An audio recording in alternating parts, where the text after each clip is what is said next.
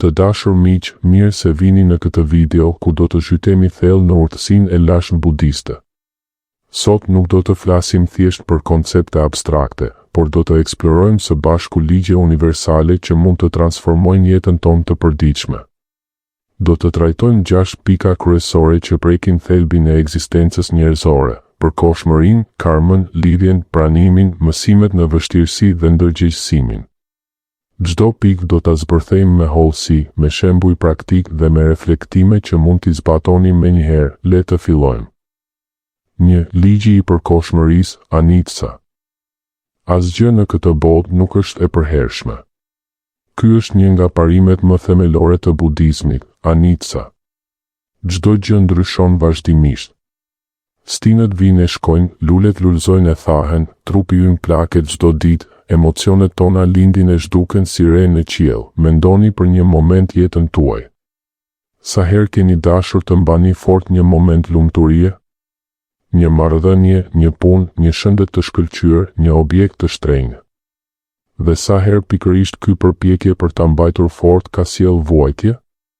Budizmi na mëson se vuajtja nuk lind nga ndryshimi vetë, por nga rezistenca jonë ndaj tij. Buda thoshte se gjithçka është si një lumë që rrjedh. Ju nuk mund të hyni 2 herë në të njëjtin lumë, sepse uji ka ndryshuar. Po kështu, identiteti ynë, mendimet tona, madje edhe qelizat e trupit ton rinovohen vazhdimisht. Kur e pranojmë këtë të vërtet, fillojmë të jetojmë më lirisht. Në praktik, si ta zbatoni këtë? Kur ndjeni ankth sepse diçka po ndryshon, një fëmijë që rritet, një partner që evoluon, një situatë pune që po transformohet, pyesni veten: çfarë po përpiqem të mbaj të pandryshuar? Lëshimi nuk është humbje, është çlirim. Ai ju lejon të shijoni bukurinë e çastit pa frikën e humbjes së tij. Anicca na mëson modestinë dhe falënderimin. Çdo mëngjes që zgjoheni i shëndosh është një dhuratë. Çdo moment me njerëzit e dashur është i çmuar pikërisht sepse nuk është i garantuar për gjithmonë. Kur e internalizoni këtë ligj, frika nga ndryshimi zvogëlohet dhe zëvendësohet me një admirim të thellë për rrjedhën e jetës. 2. Karma, shkak dhe pasojë. Asgjë nuk ndodh rastësisht. Çdo mendim, çdo fjalë, çdo veprim është një far që mbjellim. Kjo është karma. Nuk është një sistem shpërblimi apo ndëshkimi hyjnor, por një ligj natyror i energjisë dhe pasojës. Budizmi thekson përgjegjësinë personale absolute. Ju nuk jeni viktimë e fatit, por krijues i realitetit tuaj. Mendimi negativ i përsëritur krijon zakone mendore që tërheqin situata negative. Veprimet dashamirëse, edhe ato më të vogla, gjenerojnë energji pozitive që kthehet tek ju në forma të paparashikuara. Merrni një shembull të thjeshtë: nëse flisni me inat dhe kritik ndaj të tjerëve, mendja juaj bëhet e mësuar me energji konflikti. Pas një kohe, do të ndjeni se bota ju duket armiqësore. Në anën tjetër, kur praktikoni mirësi pa pritur diçka në këmbim, zemra juaj qetësohet dhe mundësitë për lidhje të vërteta rriten. Karma nuk është fatalizëm. Ajo ju fuqizon. Edhe nëse keni bërë gabime në të kaluarën, mund të ndryshoni drejtimin sot. Çdo moment i ri është një mundësi për të mbjellë fara të reja. Pyesni veten çdo mbrëmje: çfarë fara mbjella sot me mendimet, fjalët dhe veprimet e mia? Transformimi i karmës fillon nga brenda. Duke ndryshuar qëndrimin tuaj ndaj jetës, ndryshoni gradualisht edhe rrethanat e jashtme. 3. Lidhja dhe vuajtja. Burimi kryesor i vuajtjes, sipas Budës, është lidhja ose upadana.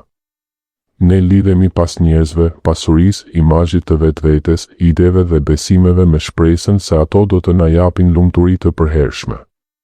Kur ato ndryshojnë ose largohen, lind dhimbja. Lidhja nuk është dashuri. Dashuria e vërtet është e lirë. Lidhja është posedim. Ti duhet të jesh kështu që unë të jem i lumtur. Kjo krijon frikë, xhelozi, zemërim dhe zhgënjim. Buda na tregon se paqja vjen kur mësojmë të shijojmë pa zotëruar.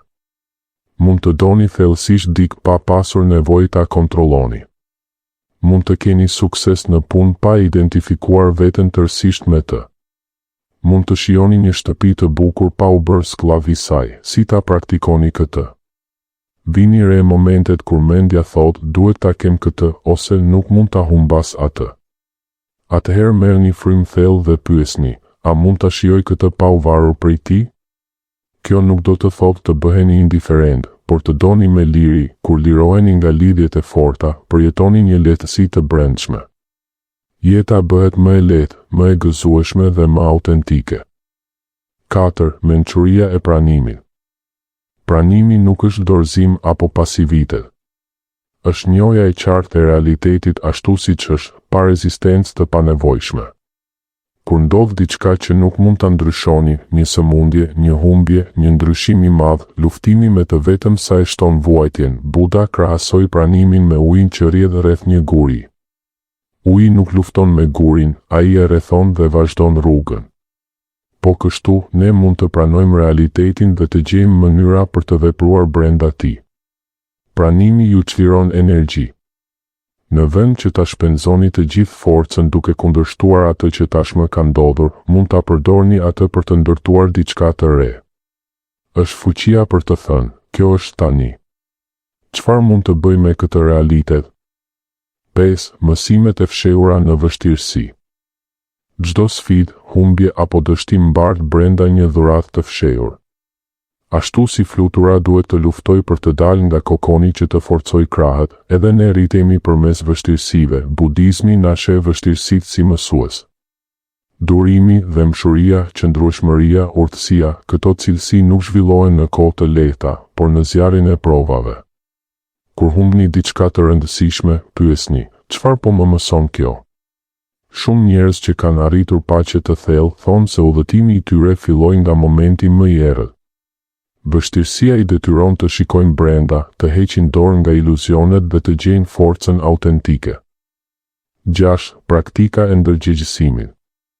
Mendja jon shumicën e kohës jeton në të kaluarën ose në të ardhmen.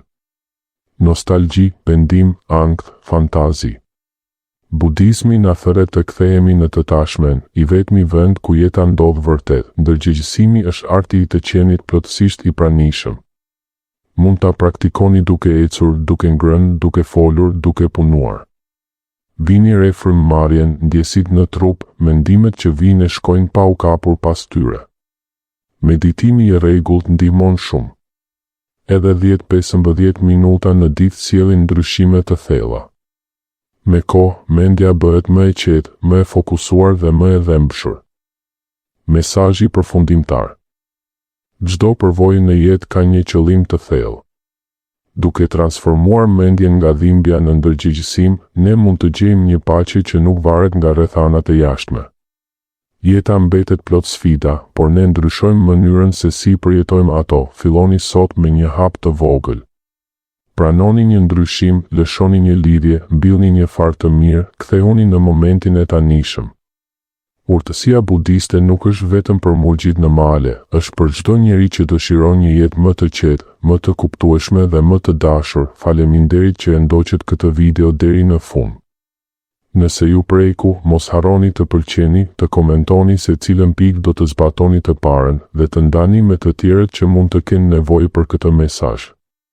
Takohemi në videon tjetër, paqe dhe ndërgjegjësim për të gjithë ju.